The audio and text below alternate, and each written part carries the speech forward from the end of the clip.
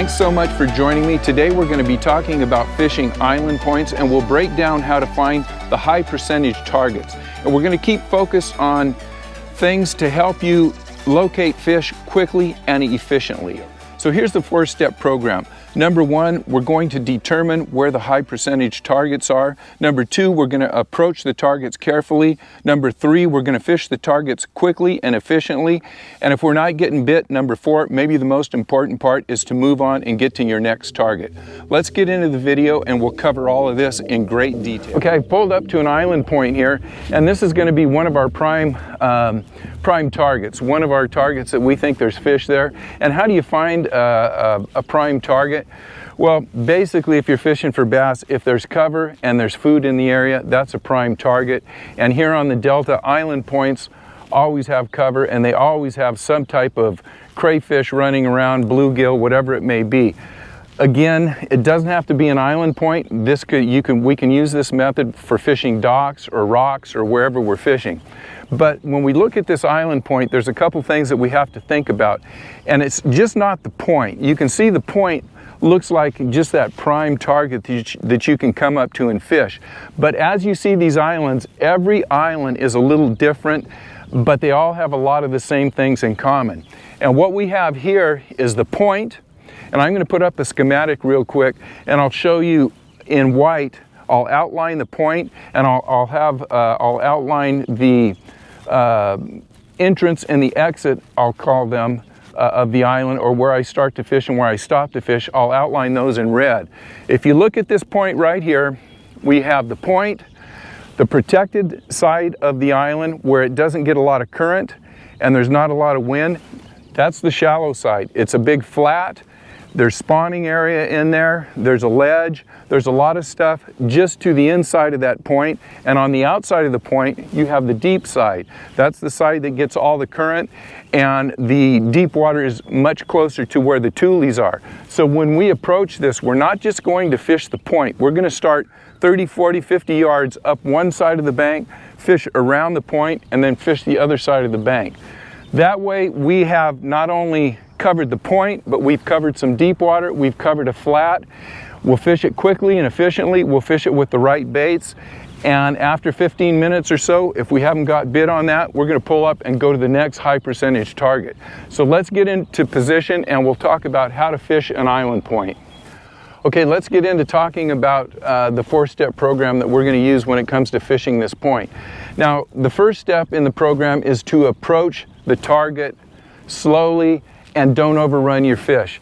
Now I'm in a little closer, we're just kind of demonstrating, but I'm going to be on the trolling motor. We're going to go around the outside of this target. We're going to use the wind to blow us down the far bank, and we're going to fish that outer deep edge. So let's get into position, then we'll talk about fishing.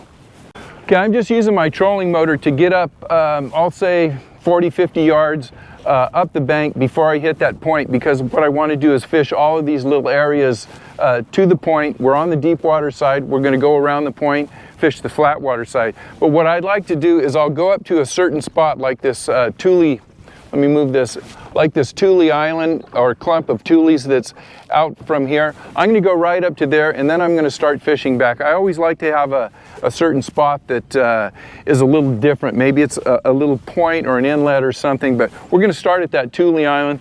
We're going to let the light breeze drift us down along this edge. We'll talk about the baits that we're going to use on the outside here. All right, we've pulled up on this little tule patch that we're going to start on, and we're about, I'll say, 100 yards in from that point. So we're going to fish from here to the point, around the point, and over to the other side of the point, which is the flat that we talked about. And I'm seeing these nice little tule clumps. The first thing that I might do is just take a 6-inch unweighted worm, and I'll throw it. Oh geez, I got a bite right off the bat. And I'll throw it right around these tule clumps really quickly and try to cover some of these areas. I don't think that was a big fish, and we're going to fish this really quickly. I've got a friend down there that I saw coming out, and I see him on the point, so he's going to be fishing that point. He pulled right up to the point, which is fine. That's a good area, but like I said, I want to fish this area leading into the point. we will fish a little worm in there. And again, I might throw 6 or 8 casts. I'll put this rod down. So I've just hit these tule patches, these isolated tule patches with a Senko, and I'm noticing I have a little ledge right out in front of me. So I'll take something like a chatterbait, it could be a crankbait, it could be a horny toad, and I'll throw it right where I think that ledge is, let it get down 3 or 4 feet. The ledge is about 6 feet deep, and I'll move this chatterbait right down the ledge, and I will try to make a long cast up to those next isolated tules and work that whole ledge. It's a real efficient way to hit this. Now I'm going to pop this in real quick because I see some shallow water in here. We'll turn the camera around and I'll show you what I like to do in that situation. We got this down here, so I'll pull out my small bubble walker, and just to see if there's something in there, I'll throw a topwater in there. There's some wood that I could see in there, and I'll try to fish this fairly slowly in there, see if I can't get a little topwater bite real quick. Maybe I'll throw one to the inside of these tules right up here. Oh, that's a good spot. Come on, baby. I especially like throwing this little bubble walker when we have some cloud cover like we have today, and a little bit of wave action on the water. The fish will come up to these all day, and a lot of times the bigger fish will come up to frogs or topwaters here on the delta. It goes without saying, if there's some punch water in here, some surface vegetation, if there's some frog water, you definitely want to have a punch rod and a frog rod on all the time. And you can see I'm fishing this right on the edge, really quick. I'm coming up to some more isolated tule clumps here. I'm going to put my bubble walker down, and I may grab my worm and just kind of pitch it in here. Just a few casts, just to see if the fish are biting on the top, if they're biting something that's moving fast, if they're biting something that's moving slow. I'm really just junk fishing and quickly and trying to efficiently fish every piece of cover that I'm coming along in down here.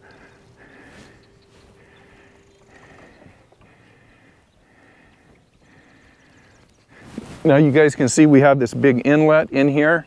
It's very shallow in there. We're having an incoming tide, and it's possible that there may be a big fish or two up there, but it's going to be a hard place to fish, so I don't want to get fouled up. I'm going to pull out my bubble walker and cast it in there and see what happens.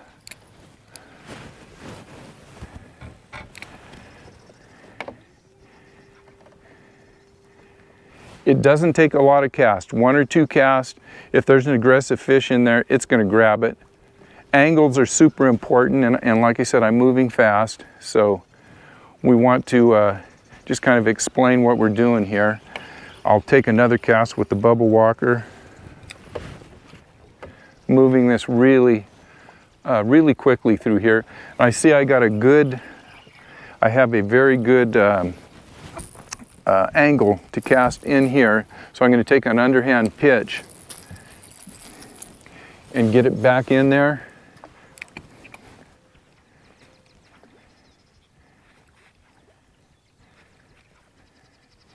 Hit that a little bit, and I'm going to take a little longer cast back up in there. Come on. Be nice to get one for the camera today. Let's try one more way back up in there.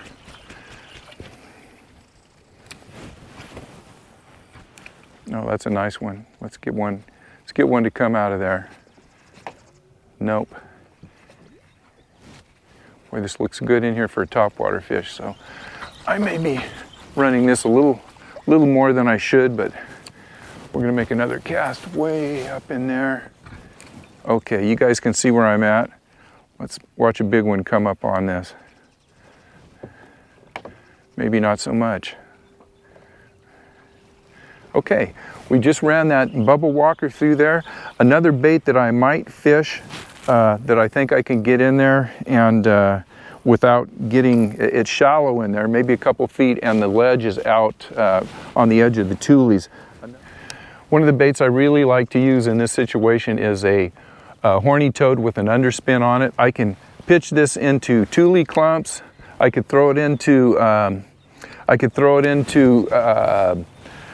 you know, over surface vegetation a lot of times. I could throw it in shallow water, and as we get in here, there is a definite ledge.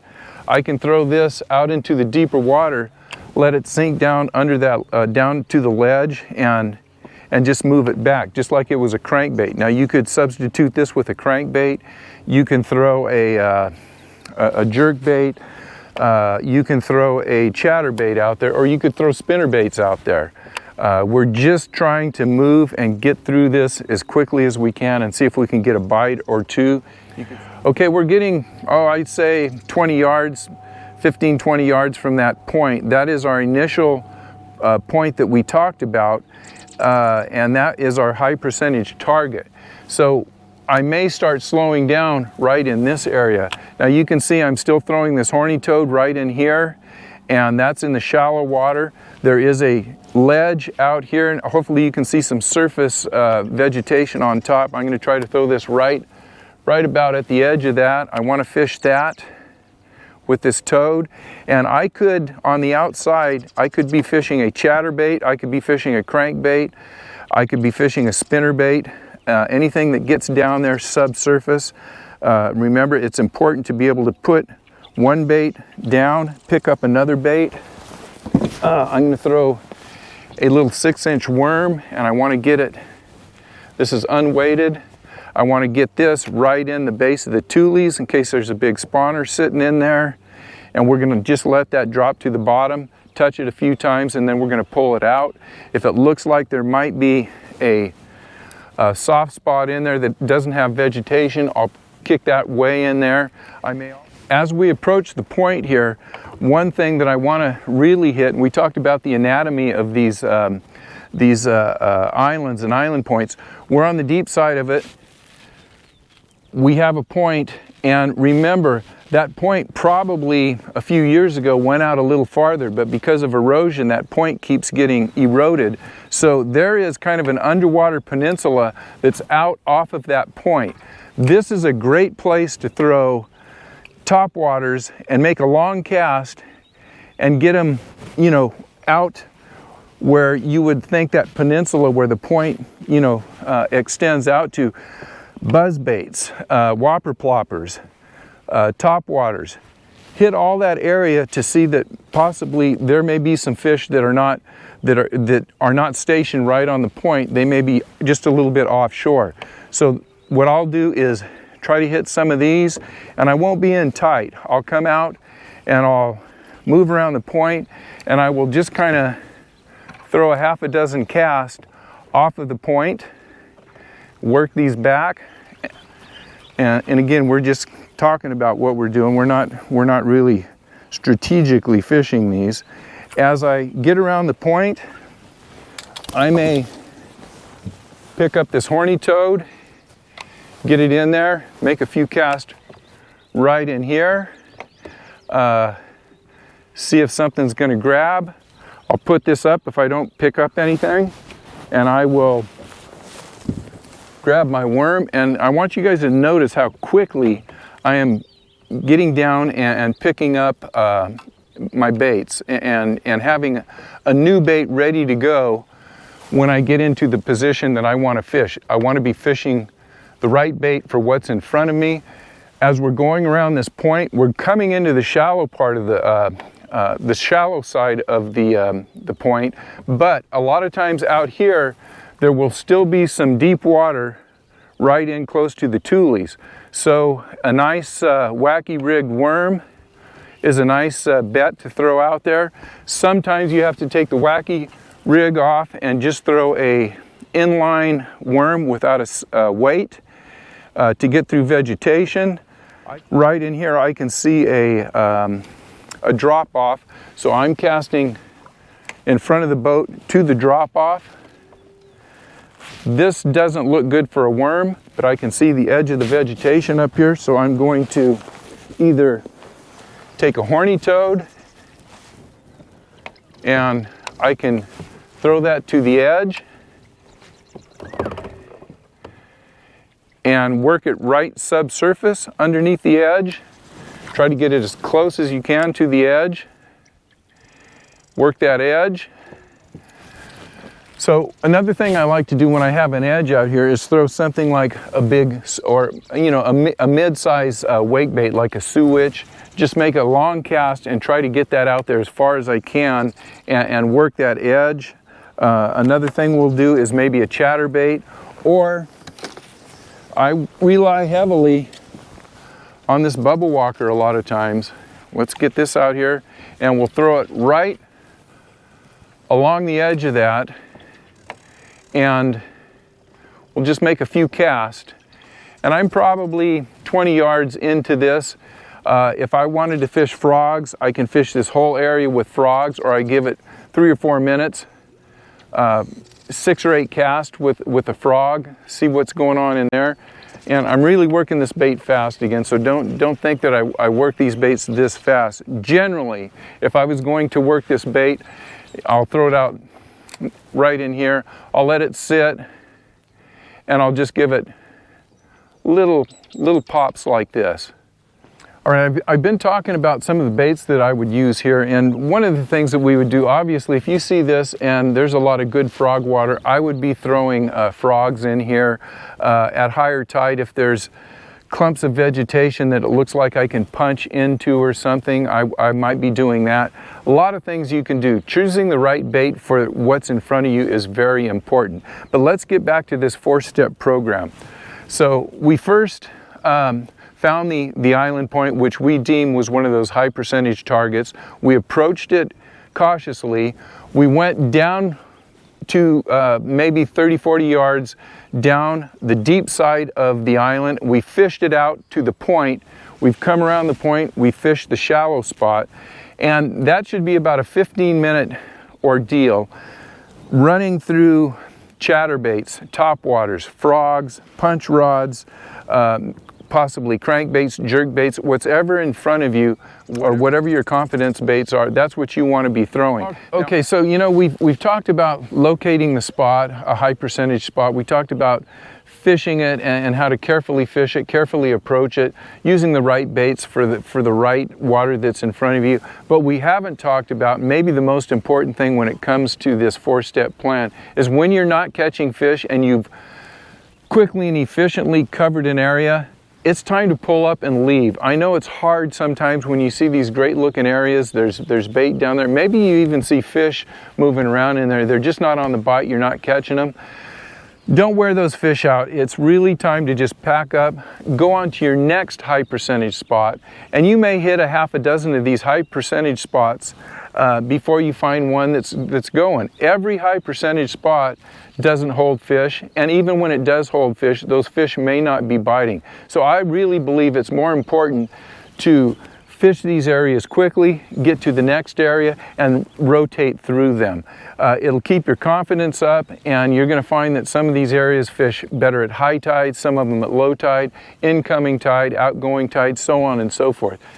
That's it, guys. A simple 4-step plan to fish really any type of cover. Now, I know that we talked about fishing island points, but if you take that simple 4-step plan and just parlay that over to whatever structure you may be fishing. It could be a rock wall, it could be a dock, it could be anywhere where you think there are bass holding, anywhere where you think that there's going to be prime targets. One more time, 4 quick steps. Determine where the prime targets are, approach those targets carefully, Fish the target quickly and efficiently, and if you don't catch fish on that target within 15 or 20 minutes, pack up and go to the next place. It's really simple, but if you really bear down on those 4 steps, I think you'll start catching more fish, and that goes wherever you're fishing. So I want to thank you guys so much for watching. If you haven't subscribed, make sure you subscribe. I'm going to pack up. I'm going to see if I can find a couple of these hot spots and catch a few more fish, and we'll see you guys at the next video. Good luck.